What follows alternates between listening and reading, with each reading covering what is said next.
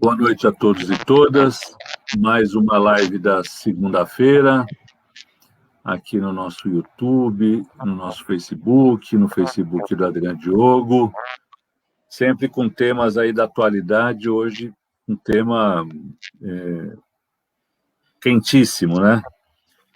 Que a gente tem duas convidadas, especialistas, médicas, pesquisadoras, que estão trabalhando muito na questão da Covid. E a gente quer discutir um pouco aqui a situação da subnotificação, né? A gente tem mais de 400 mil mortes no país, mas infelizmente são mais ainda, né? Na cidade de São Paulo, por exemplo, a gente tem 31 mil mortes, e aqui se anota as mortes suspeitas, e são cerca de 8 mil suspeitas, sendo que a própria Secretaria da Saúde fala que das suspeitas, 95% tem todo o indício de ser Covid, mas não foi feito o teste, né? Então, a gente tem uma situação ainda mais trágica do que a gente vive. E a situação das vacinas, né? Como está esse debate. Então, eu queria que o Adriano Diogo pudesse fazer a introdução apresentando as nossas Ana Luísa e a Fátima Marinho, que são essas médicas pesquisadoras que vão enriquecer muito o nosso debate aqui hoje. E antes de passar para o Adriano, só pedir para quem puder comentar, compartilhar, curtir, ajuda aí a gente ter maior alcance com essa live. Então, eu queria passar já a palavra para o Adriano Diogo, para a gente poder aproveitar bem essa uma hora com as nossas convidadas aqui tão especiais. Adriano, com a palavra.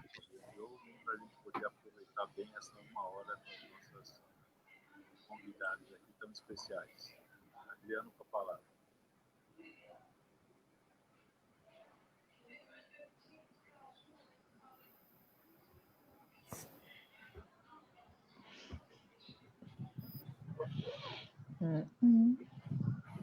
Não estamos escutando. Adriano, me escuta? Não, agora sim. Não, eu estava desligado. Bom, a CPI da pandemia no Congresso Nacional, mais especificamente no Senado, trouxe uma realidade, uma pesquisa que o Brasil fazia de uma forma intuitiva para fatos objetivos que agora vão ser analisados. O Donato, inclusive, o vereador Donato, aqui na cidade de São Paulo, fez um pedido da instalação de um pedido de CPI da pandemia. Bom, para ir direto ao assunto, a subnotificação é uma coisa que, desde o início, a gente ficou atento, procurando, vendo dados. Teve até uma decisão do CONJUR, do Conselho Nacional de Justiça, abrindo mão do atestado de óbito e da causa-morte.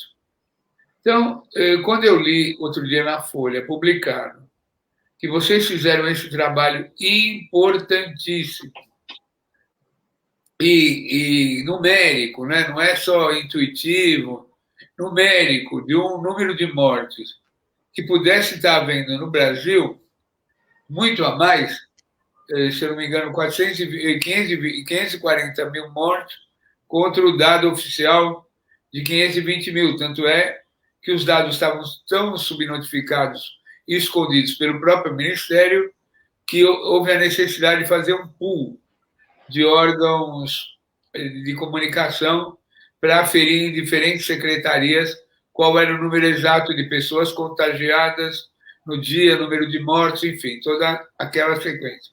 Então, nós gostaríamos de saber quando vocês começaram esse estudo, qual a base desse estudo, o que foi descoberto, toda a metodologia, tempo de duração. Quando eu li na Folha, eu vi lá Ana Luísa Bienrehbar, né? Aí eu falei, Bienrehbar? Aí liguei para a doutora, minha querida advogada, minha primeira advogada como preso político, tia da Ana Luísa, a doutora, me ajuda, que me deu até um branco agora, nem para a advogada assistente do doutor Zé Carlos Vila. Falei, mas é sua filha, doutora? Ela falou, não, minha sobrinha. E eu falei, ela mora no exterior? Está morando nos Estados Unidos? Não, mora aqui em São Paulo. Falei, então fala para ela falar com a gente. Bom, E aí a Ana Luísa falou da Fátima, e eu não vou falar das coisas da Fátima, a minha relação quase familiar e emocional com a Fátima e com esse companheiro dela, mas depois a gente, durante a entrevista, pode até tocar mais. Bom, vamos lá. Então, Ana Luísa, começa você, não sei se o vereador Donato vai fazer mais algum tipo de intervenção, de pergunta. Essa é a introdução que eu queria fazer.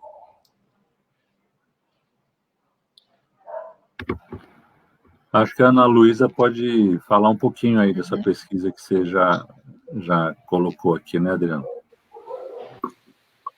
Acho que a Ana Luísa pode falar um pouquinho aí dessa pesquisa que você já colocou aqui, né, Adriano?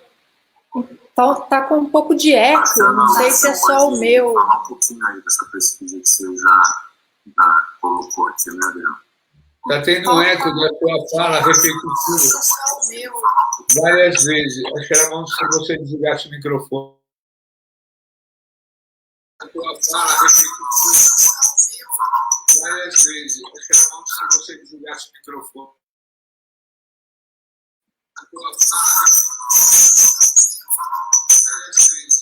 Talvez fosse bom todos desligarmos o microfone e ligarmos de novo.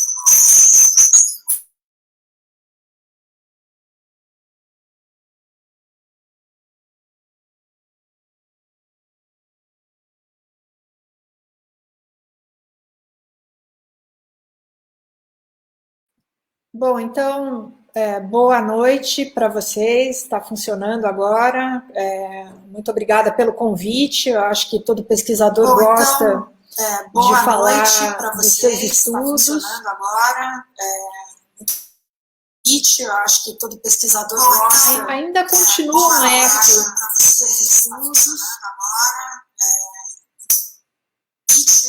Não, ainda continua um eco.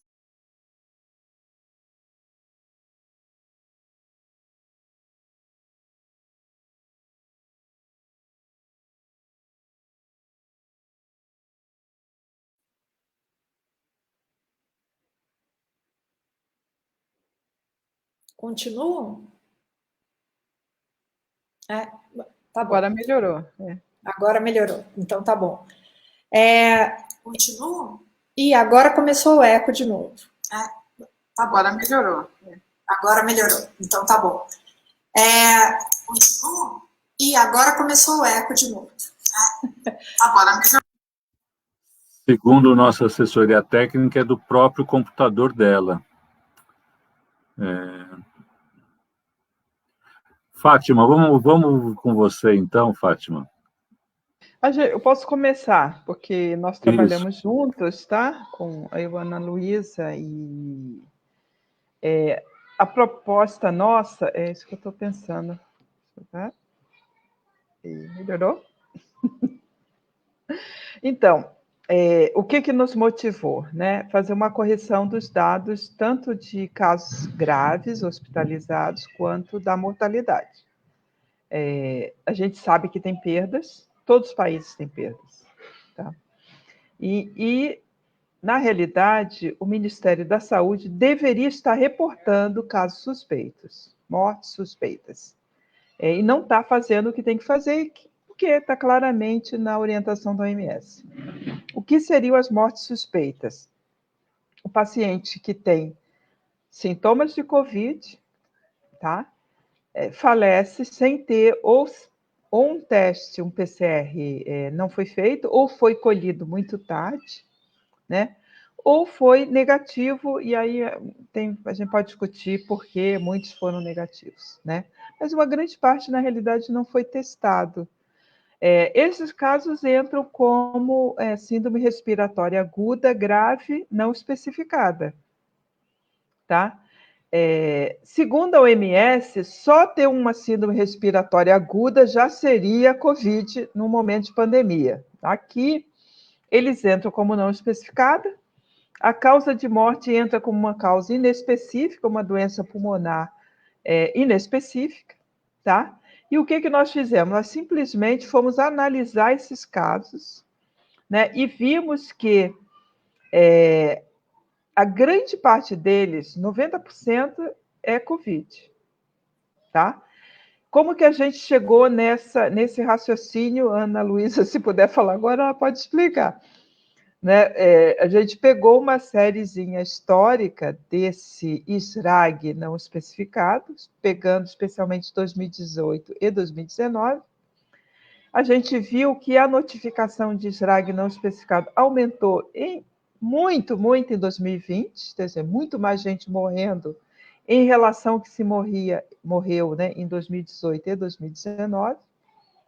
Tá? E a gente fez uma coisa simples. Nós descontamos de 2020 e agora 2021 também os inespecíficos, né, o SRAG inespecífico, compatível com a série histórica dele, a gente desconta desse total que a gente observou em 2020 e 2021, e o que sobra nós chamamos de Covid.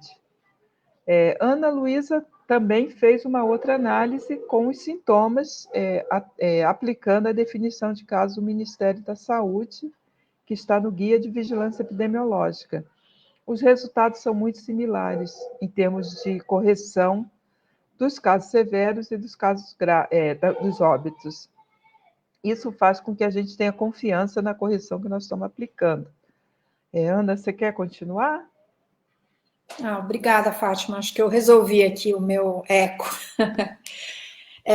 Não, acho que você já explicou, né? Então, assim, só para resumir, a gente usou essa base de dados nacional, é uma base do Ministério da Saúde, disponível na internet, então quem quiser baixar, podemos até colocar o link aqui, mas é só colocar DataSUS, CIVEP, gripe, e você é capaz de chegar facilmente no endereço onde estão esses dados. Esses dados são dados de pessoas hospitalizadas, com síndrome da angústia respiratória, né? Então, várias doenças provocam a síndrome da angústia respiratória, mas a doença atual, né, que a gente sabe que está pelo Brasil inteiro, pelo mundo inteiro, é a Covid, e a gente simplesmente fez uma comparação da série histórica, observamos um boom de casos a partir de 2020, vários desses casos são Covid, está escrito lá, está registrado, tem Covid notificada, mas existe também um boom de casos muito maior do que nos anos anteriores, de uma série de pessoas hospitalizadas ou que faleceram e que não tem a definição do agente etiológico, do que está causando.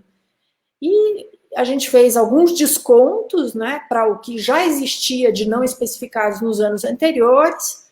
A gente também descontou porque houve um aumento de unidades de saúde notificantes em 2020, e com todos esses descontos, mesmo assim, a gente chega à conclusão de que esse grande aumento ele só deve ser devido à Covid, e isso porque não sabemos, né, porque não existe de fato um outro vírus respiratório circulante no país de uma maneira tão abrangente. Então, a única explicação possível é realmente que esses casos e óbitos sejam Covid. E na nossa estimativa, o número de casos aumentaria em 60%, o número de hospitalizações por Covid, e o número de óbitos aumentaria 30%. Então, já hoje, né, com a última atualização dos dados, que foi feita na semana passada, o número de óbitos, né, eu estou falando especificamente do número de óbitos, porque esse banco de dados ele deve comportar todos os óbitos, tanto os hospitalizados quanto os não hospitalizados, existe a obrigatoriedade de notificação nessa base de dados, então o número de óbitos passaria a 500 mil, infelizmente. E é o que a Fátima falou, a gente tem grande confiança de que esses casos e óbitos que não estavam registrados como Covid são Covid, a gente aplicou, na verdade, diferentes metodologias e obtivemos resultados semelhantes, e basicamente por esse motivo de que não existe uma outra explicação para tanto. Porque se não for Covid, nós temos uma outra epidemia que está cursando junto com a atual. Não tem outra explicação. Tá? Então, eu citei um dado. Eu citei um dado no início na live, e eu fui pegar ele agora, dado de hoje, boletim Covid da cidade de São Paulo, data de hoje. 31.354 óbitos Covid. 8.817 óbitos suspeitos, somando 40.171. Em São Paulo, que a subnotificação é menor, porque você tem uma estrutura já mais consolidada, tem sistemas de aferição melhores, a gente tem registrado como suspeitos 28,12%, que bate exatamente com o dado de vocês, porque vocês estão com o dado de Brasil, onde os sistemas de informação devem ser mais precários ainda do que da cidade de São Paulo. Então, realmente a gente tem uma tragédia muito maior do que a gente fala, né? A gente sente a tragédia ao nosso lado, nos nossos amigos, nossos parentes, nossos vizinhos, mas o número que a gente tem é ainda maior, né? O número real é ainda maior. Infelizmente a notícia é ruim mesmo.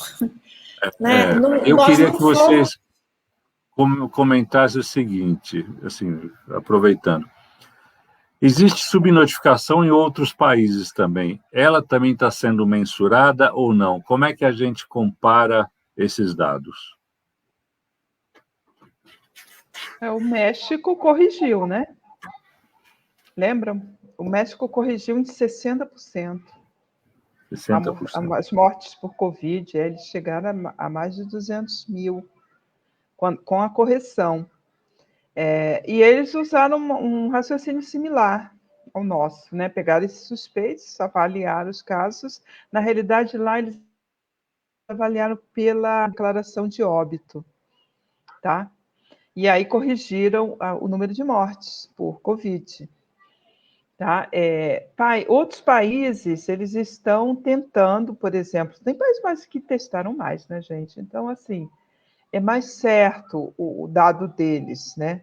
Todos vão ter uma certa subnotificação, tá? Mas ela é menor, né?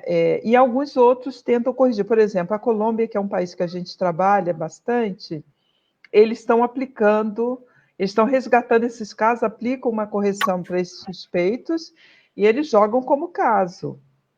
Tá? O deles deu 20%.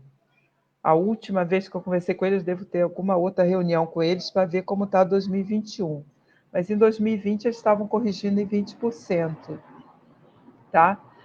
Então, assim, os governos que querem realmente ter uma real dimensão do problema, né, do impacto na mortalidade, eles estão ativamente buscando corrigir os dados e corrigir essa omissão. Né? Outros não fazem tanto esforço. Eu vou dar o exemplo da Índia, né? Aí todo mundo fala que surpresa a Índia agora, tá? Surpresa não, né? A Índia nunca teve uma boa estatística, especialmente causa de morte. Né? A Índia até registra bem o óbito, mas não registra a causa. Então, achar que eles teriam uma boa estatística para a Covid, realmente não tem. O país não tem essa organização. Então, assim, o que você está vendo agora é porque ficou muito visível, não é? Quando as coisas ficam visíveis demais, aí você vê. Tá? Enquanto ela está matando, né, e afetando uma parte da população, mas ela não tem essa visibilidade toda de colapsar os serviços, aí você não vê, você vê agora, né? Mas ela já estava crescendo há muito tempo. A gente, em dezembro, já estimava 32 milhões de casos de Covid na Índia, né? Enquanto a Índia estava reportando 7 milhões, uma coisa assim. Eu posso mostrar uma figura. Não sei se eu tenho acesso aqui no share screen. Vou tentar.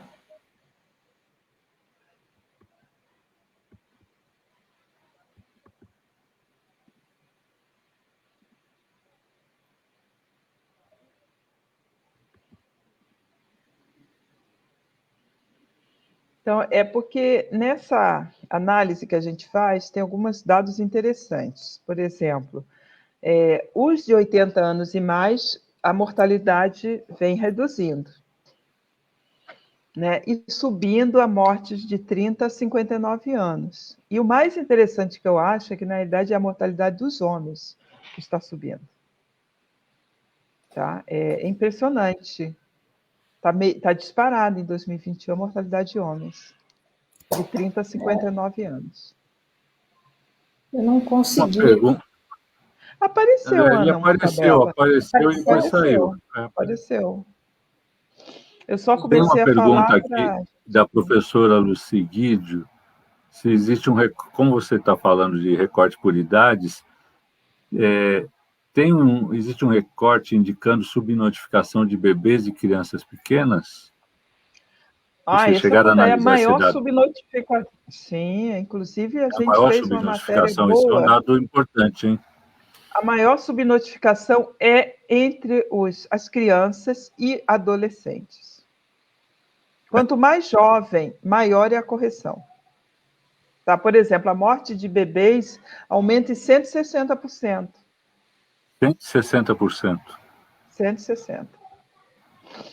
Então, são as maiores correções. E de casos aumenta 500%, ou 600%, agora nem me lembro mais, mas eu posso olhar.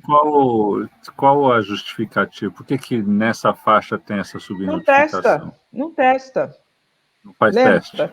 Ninguém testa. Você não testa quase o adulto. O Brasil é um dos países que testa um pouco. Né?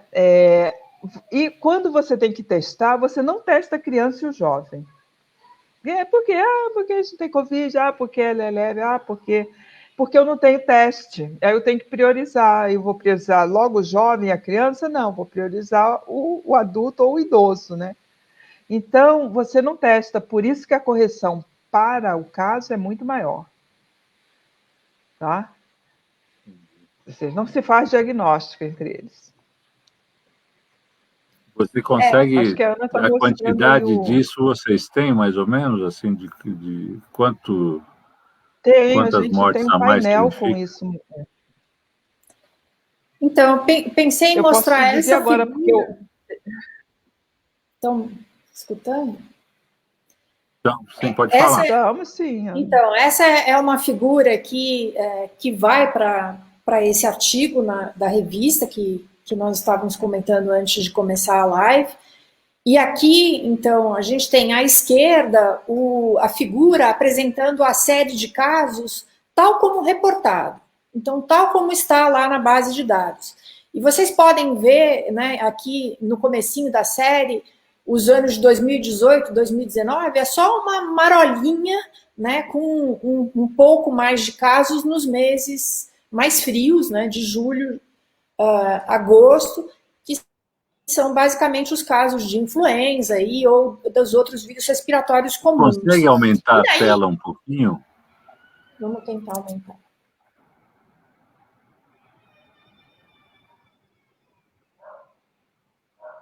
Isso. Agora ficou melhor, agora ficou boa. Então tá. Então tem essas duas marolinhas aqui, o aumento abrupto do número de casos a partir de março de 2020, e na cor azul são os casos de Covid confirmados, o azul escuro, e esse mais ou menos cinza são os casos não especificados. E em vermelho, ainda lá em cima das barras, ainda tem uma porcentagem de casos que simplesmente não tinha valor nenhum colocado como classificação final do agente etiológico.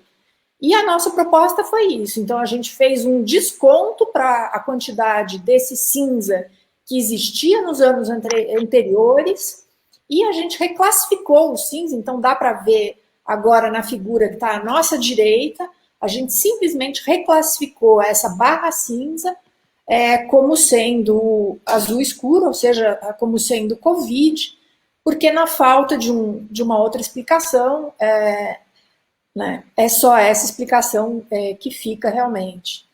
E é o que a Fátima falou, então essa correção ela é maior para as crianças, basicamente porque as crianças elas são menos testadas, né? Não existe, no começo da pandemia, não existia nem mesmo a suspeita de que esses casos pudessem ser Covid.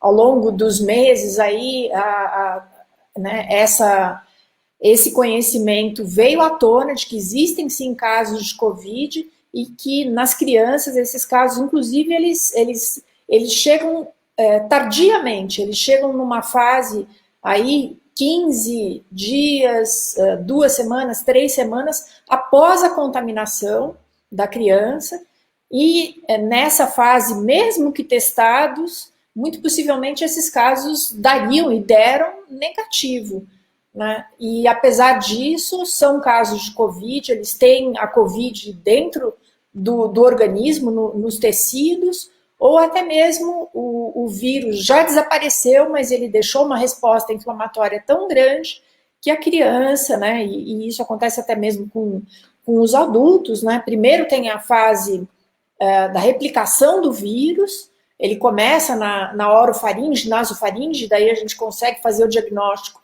com o cotonete, o suave nasal, e depois ele vai para os tecidos, acaba provocando uma grande inflamação nesses tecidos, e é essa inflamação, é essa resposta exacerbada do organismo contra o vírus que provoca os sintomas e que provoca a doença muitas vezes fatal.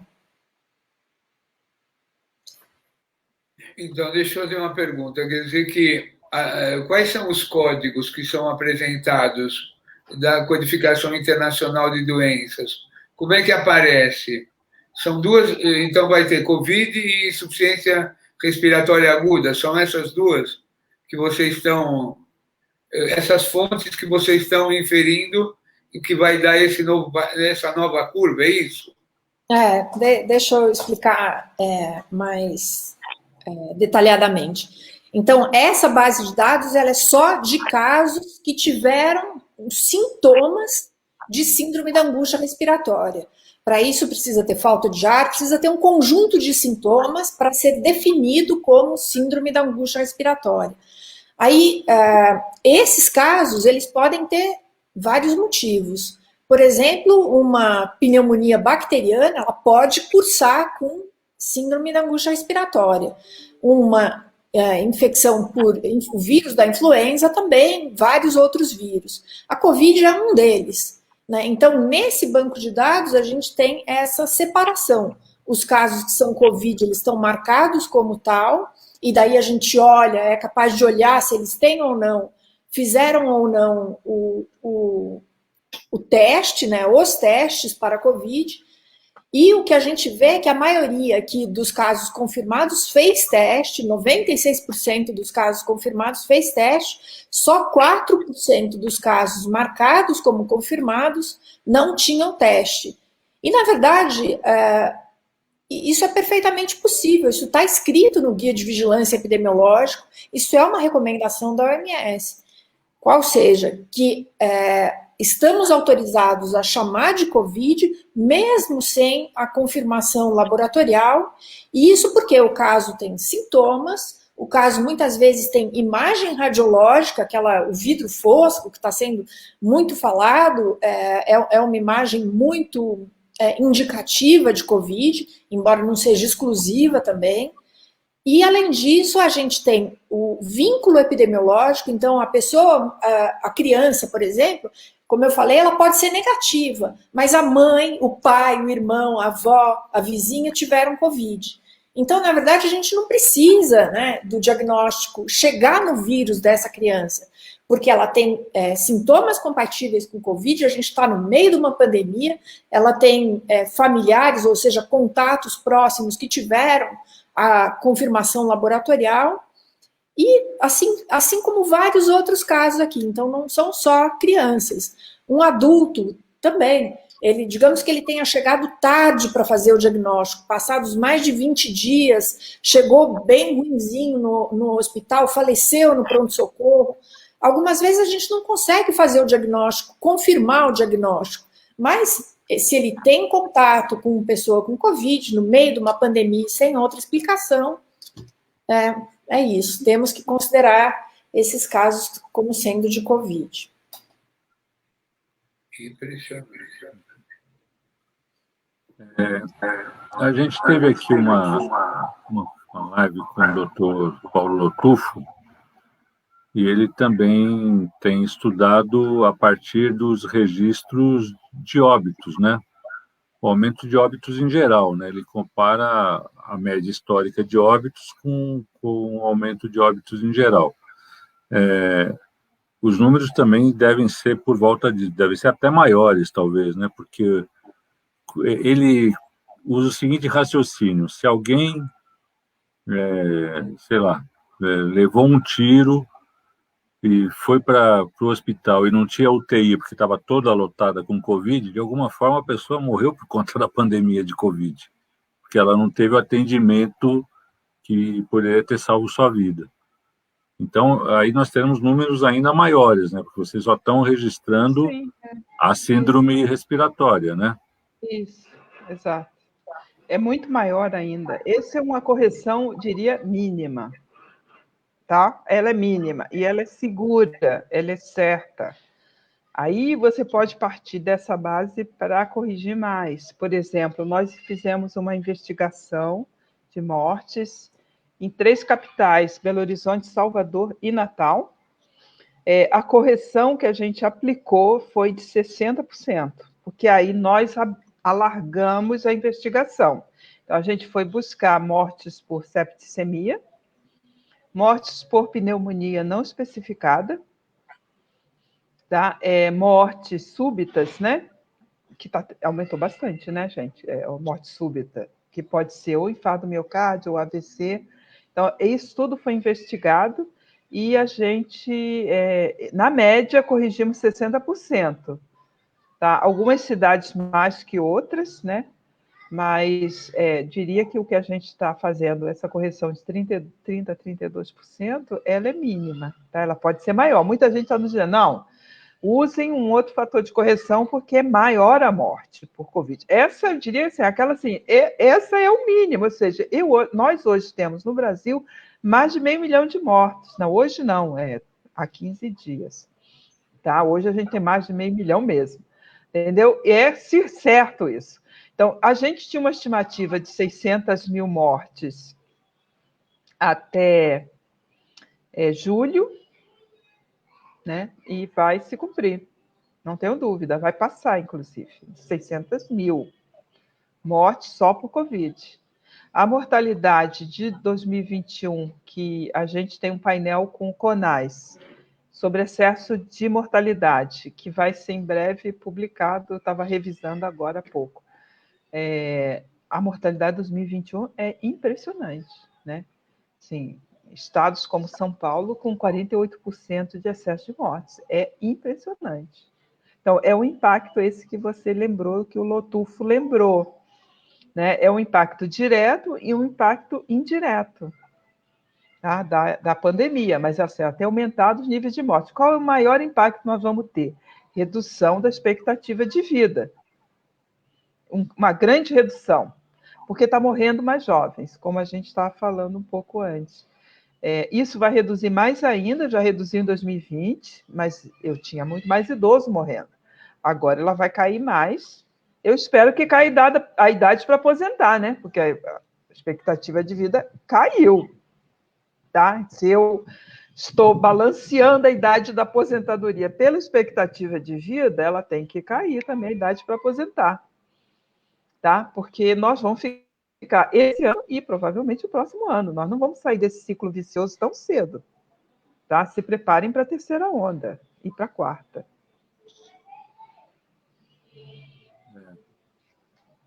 Infelizmente, as notícias não são boas, né? Mas é bom a gente escutar, porque... Mas é bom ir elaborando o cenário, porque as pessoas não elaboram bem o que está para vir e sai todo mundo meio desesperado, não é? Ele fala, mas o que aconteceu? Eu falei, aconteceu é que a gente está num ciclo, nós estamos vivendo 2020. Sempre que a gente revive o passado, ele nunca é tão bom, ele é sempre pior, né?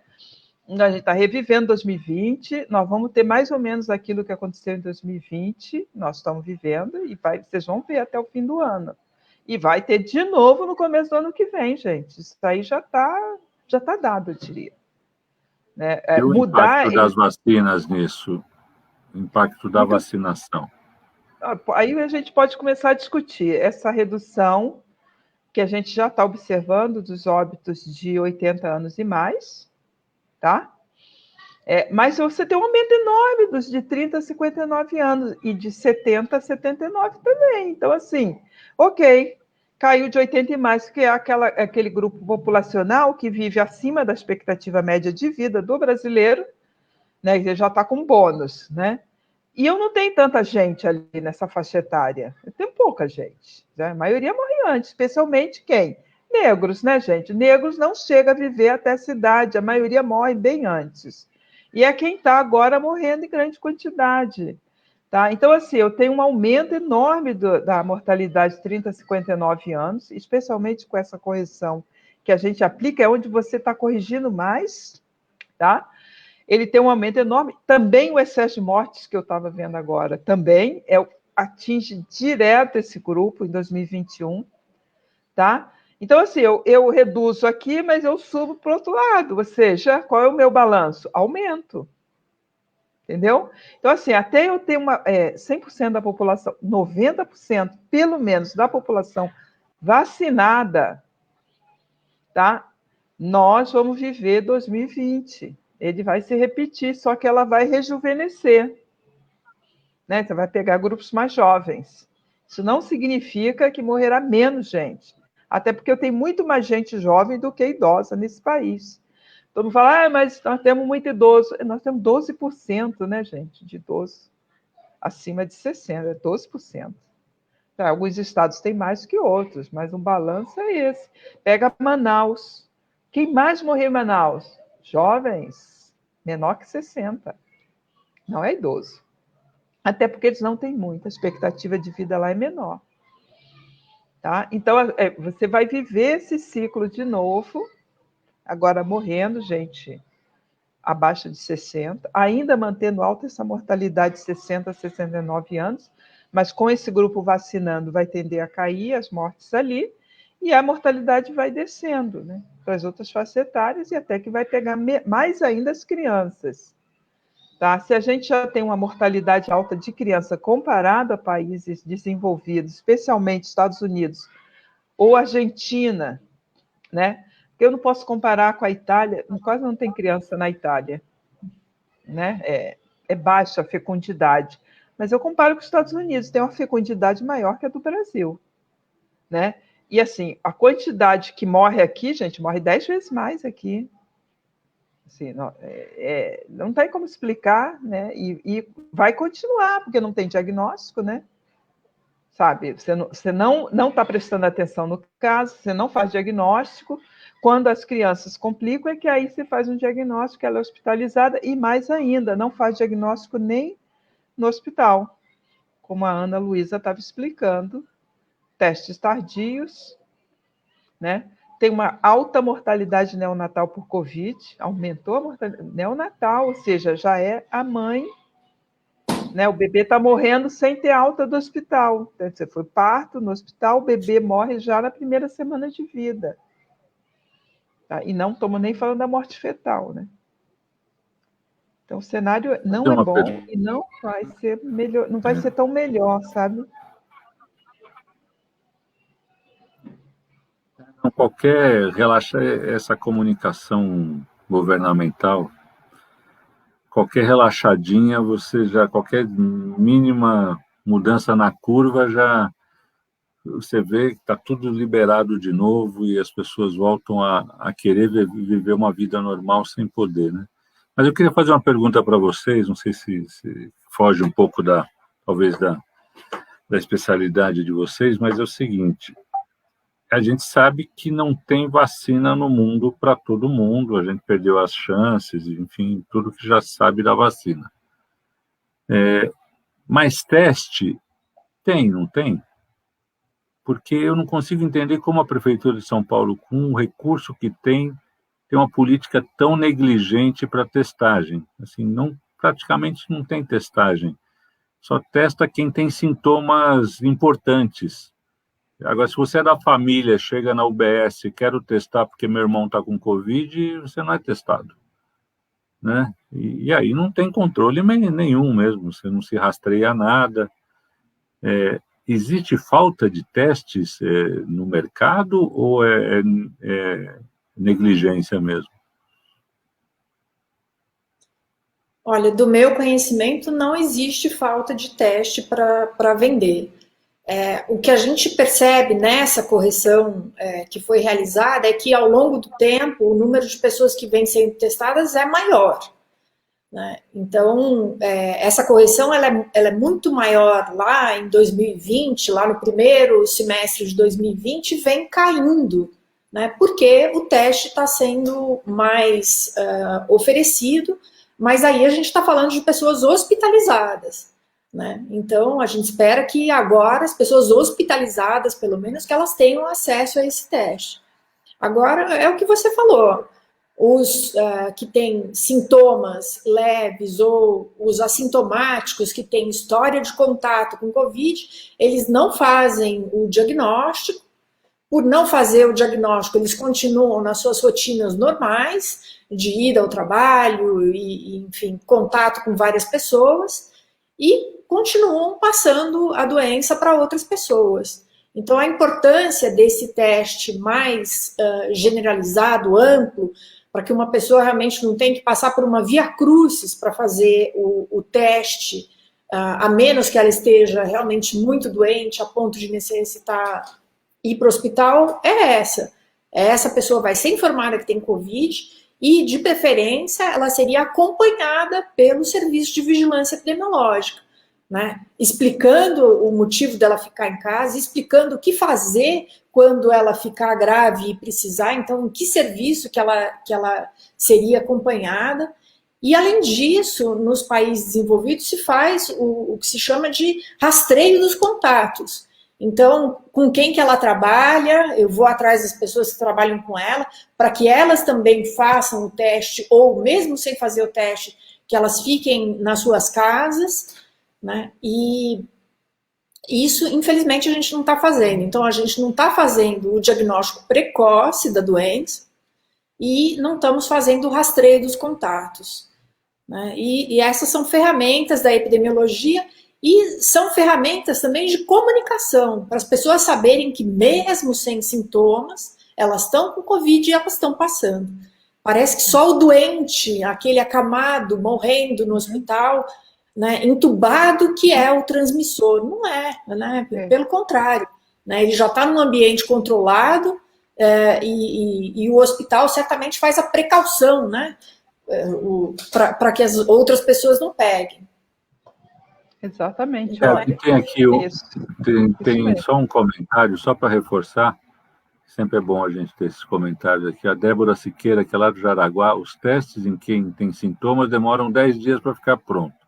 E não dão um atestado para as pessoas ficarem isoladas, porque essa é a questão fundamental. Se a pessoa não tem o atestado para, no serviço, dizer eu estou com Covid, ela tem que continuar a trabalhar, ela tem que continuar a pegar ônibus, ela tem que continuar... Não é um problema na casa dela só, é um problema geral, né?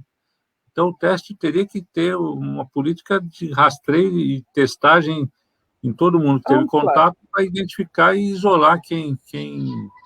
E não é uma coisa do outro mundo, né? É uma coisa que vários países fazem, não são países ricos, com condições muito melhores que as nossas. Tem países que fazem uma política mais organizada, né? Até pois porque, talvez, já existem, né, né? estudos que mostram quão mais barato, né, do ponto de vista econômico, do ponto de vista de salvar vidas, a gente não precisa nem falar, mas do ponto de vista econômico, quão mais barato é você investir realmente em testagem precoce, vigilância epidemiológica, rastreio de contatos, do que deixar as pessoas adoecerem, ocuparem vagas de hospital, né, ocuparem vaga de hospital a ponto de uma outra pessoa que está sofrendo de infarto, né, não ter uma vaga para ocupar, né, o número de dias que essa pessoa tem que ficar fora do trabalho, enfim. É uma política realmente errada essa. Né? A gente está gastando mais em termos econômicos e a gente está gastando vidas, essa é a verdade. Como se vidas pudessem serem gastas, né? E queria só levantar uma questão em relação a trabalhadores que têm aqueles planos de saúde que a empresa oferece. Algumas dessas seguradoras, dessas de planos de saúde, elas estão negando teste para trabalhadores sintomáticos, não estão autorizando. E aí entram com o kit Covid. Entendeu? Nega o teste, mas dá o kit Covid. Tá? E não é fácil o trabalhador. Isso está acontecendo. Eu já vi vários casos assim. É um absurdo. É um absurdo isso que está acontecendo. Você não testa, mas você dá genocídio, um né? kit Covid. Depois reclamam que a gente chama isso de genocídio, né? Não, impressionante. você vê que tem toda uma... assim, uma negligência, vou chamar de negligência, né? Tá? Em relação ao controle da disseminação viral. Se não controlar, não vai controlar essa epidemia, não tem jeito. Se acha que vai controlar com vacina, vai levar 1 ano ou mais para controlar através de uma vacina. Então, testagem, rastreamento de casos, contatos é vital. Isso é básico em epidemiologia e vigilância. E não está sendo feito de forma alguma, a gente está vendo aí. Você atende a pessoa no pronto-socorro, suspeita de Covid, pede teste, em 10 dias vai ter o resultado e manda embora, né? Aí vai sair disseminando. O plano de saúde do trabalhador nega o teste, não autoriza o teste, mas dá o kit Covid. Isso é uma contradição enorme. Né? E um coquetel, eu tenho visto alguns coquetéis que não faz nenhum sentido algumas coisas, são medicações que são totalmente contraditórias entre si, nem vou citar os nomes aqui das medicações, mas assim, não faz nenhum sentido. É uma burrice farmacológica está acontecendo e já é da seguradora ainda. Do plano de saúde já tem um kitzinho que o médico é obrigado a dispensar. Ainda temos isso. Até uma amiga minha, uma conhecida minha, que eu falei para ela parar de tomar aquele monte de besteira. Entendeu? Porque ela mesma falou para eu não estou me sentindo bem com o uso dessa medicação. Eu disse, para. Né? Vamos seguir o caso de outra forma, mas vamos parar com isso. Isso é uma barbaridade. Adriano, em toda parte, né? Não, já estamos acabando. Estamos chegando aqui ao final, queria que você fizesse uma última pergunta aqui para as nossas convidadas que deram informações tão importantes para a gente. É verdade, foi maravilhosa. Eu queria saber se existe possibilidade de publicação no exterior, em alguma revista importante. Vocês que estão desde o começo do PROAIN, dos municípios que vocês estudaram, os outros municípios têm a mesma seriedade que tem o serviço da cidade de São Paulo, né? Ou nos estados, e queria saber também onde vai publicar, e como que foi a fraude do Ministério, assim que o Pazuello assumiu, que os órgãos de comunicação tiveram que fazer o pulo. Onde foi o pulo do gato, que já vinha complicado no tempo do Tai, mas depois no Pazuello azedou de vez. Onde foi a fraude que os órgãos de comunicação tiveram que fazer através do CONASEM, enfim. E essas 3 coisas que eu queria saber. Se é possível, né? Fazer bem resumido. Bom, ainda estamos acabando o artigo científico, certamente ele vai para uma publicação em uma revista indexada e vai ser avaliado por pares. A gente tem certeza que vai haver interesse por parte, enfim, das revistas científicas em publicar esse assunto, tal como houve interesse no caso aí da correção do México. Né? E é isso, é sempre importante corrigir os números, falar os números corretamente, porque é a partir dos números que tomamos medidas em saúde e a partir do número que sensibilizamos, né, a sociedade porque ainda está na hora de ficar em casa, então é importante que todo mundo escute isso, não é uma ladainha que está se repetindo à toa, é importante ficar em casa, é importante lavar a mão, é importante usar máscara, né? E não está na hora da gente realmente deixar de falar essas coisas. Acho que a respeito dos outros assuntos, a Fátima responde, Fátima? Bem, tem municípios com um excelente trabalho, nós temos trabalhado com vários municípios, com a Frente Nacional de Prefeitos, né, que tem feito um bom rastreamento de casos contatos. Falta de disponibilização de teste, tem município que não tem dinheiro para comprar teste, né? Começa a ficar, tem um orçamento menor, cidades menores, é bem mais difícil. Por outro lado, eles têm mais facilidade também em controlar a disseminação viral. Mas é uma coisa que ou você faz coordenado ou não funciona. Você não pode fazer você aqui e o seu vizinho lá não fazer a mesma coisa. Lembra a história da dengue, né? Você não, todo mundo não controlar o vetor, o mosquito, né? Não adianta, você não controla a epidemia, tá? Então, falta isso. Em relação à comunicação de riscos do Ministério da Saúde, tem uma falha enorme. Só recentemente a gente viu algum pouco de comunicação de risco, né? Você não tem, né? Você podia ter usado melhor os agentes comunitários de saúde, mas a opção foi reduzir a quantidade de dados e de informação disponíveis, né?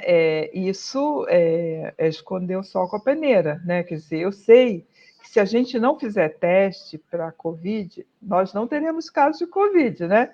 Assim, a minha estatística vai mostrar poucos casos, né? Por outro lado, a morte não dá para esconder o corpo, né? Ela aparece, ela pode não aparecer com o diagnóstico Covid, mas ela aumenta, tá? Então, essa tentativa de esconder o real e criar uma outra narrativa, né, ela vai existir o tempo todo, né?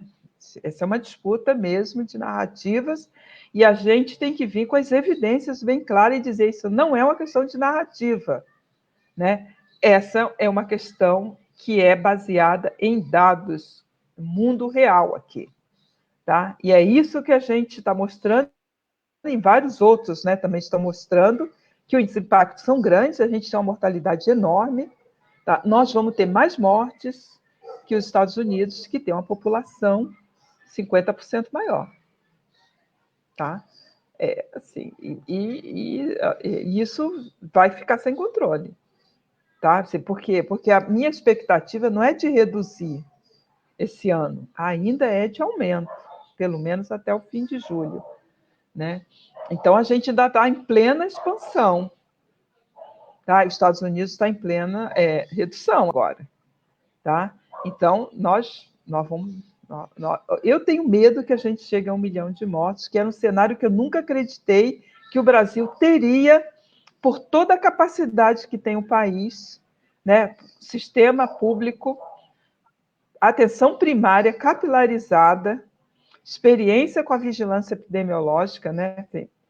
Agentes comunitários de saúde, 250 mil, mais que suficiente para fazer controle de casos, rastreamento de casos contatos, mais que suficiente para fazer isso.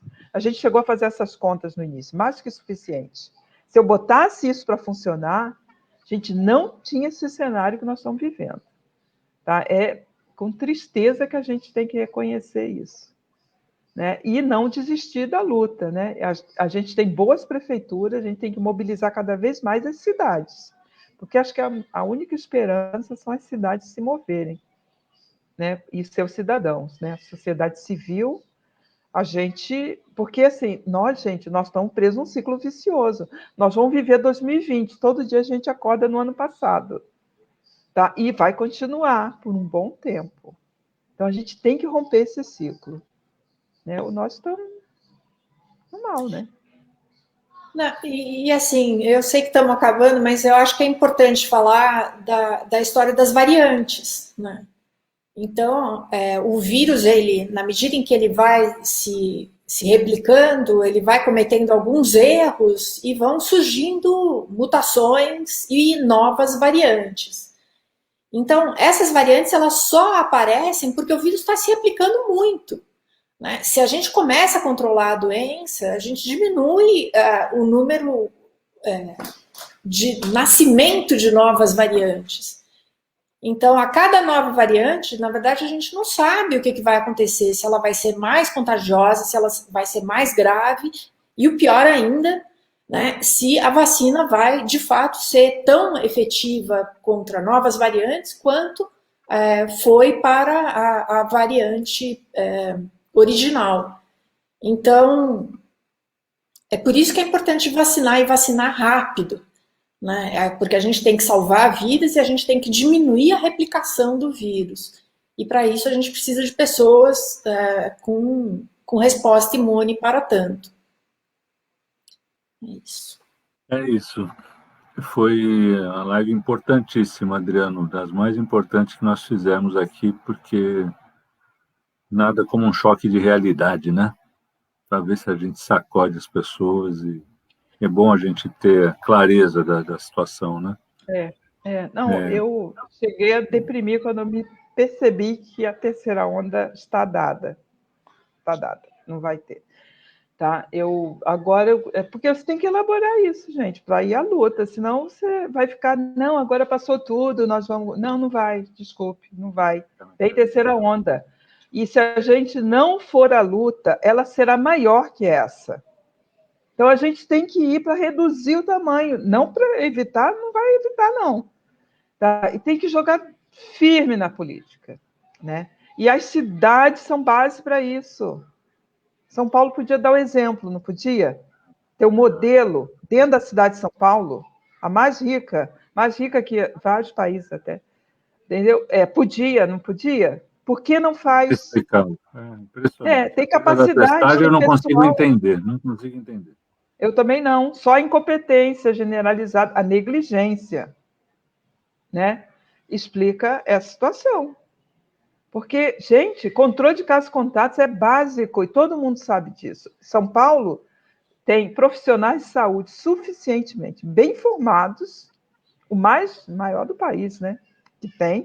Que sabe muito bem o que é e sabe o que tem que fazer. Por que não estamos fazendo? Sabe? Junta toda essa região metropolitana que tem que caminhar junto, não tem como sair um sozinho. Junta todo mundo. Dá para fazer, dá. Por que não faz? Podia ser um exemplo para o mundo mesmo. Podia mesmo. Bom, podia ser um exemplo. Mas a gente tem que continuar batalhando e pressionando, porque ainda tem como corrigir algumas coisas, né? Não dá para só ficar lamentando. A gente tem que batalhar para corrigir. Fixar um esforço, que é reduzir o tamanho da terceira onda. Esse seria um bom esforço. Consciente, vem uma. Já está no horizonte. É um bom mote, mote para a gente colocar na nossa ação política aí. Isso. Obrigado, Fátima. Obrigado, Ana Luísa. Muito obrigado mesmo. Obrigado, Adriano. Eu só queria fazer uma rápida homenagem. Faleceram 2 pessoas do nosso relacionamento, a mãe do Amauri, que é a dona Tereza de Jesus Teixeira, lá de São Miguel, e também faleceu o João Neto, que era lá de Taipas, lá daquela região do Rincão, do Jardim Vista Linda, que era do grupo de fé e política, uma pessoa muito ativa. Então, nossos sentimentos, não foi de Covid nesses 2 casos, ainda que a gente continue recebendo todo dia notícia de conhecidos nossos que morreram de Covid. Esses 2 casos não foram, mas, de toda forma, nossos sentimentos aos familiares. Bom, boa noite, muito obrigado mesmo. Cuidem-se, porque a gente tem que batalhar para diminuir a terceira onda. Nosso mote agora é esse, nossa responsabilidade é essa. Muito obrigado pela contribuição, Fátima, Ana Luísa, parabéns pelo trabalho. E a gente vai divulgar bastante, e se vocês estiverem disponíveis, se eu conseguir, eu chamo vocês para falar na Câmara Municipal de São Paulo, porque tem que dar uma sacudida naquele povo lá. Tá bom? Estamos à disposição, gente. Obrigada a todos, tá? Boa noite para vocês. Obrigado, Adriano. Um abraço. Tchau, Adriano.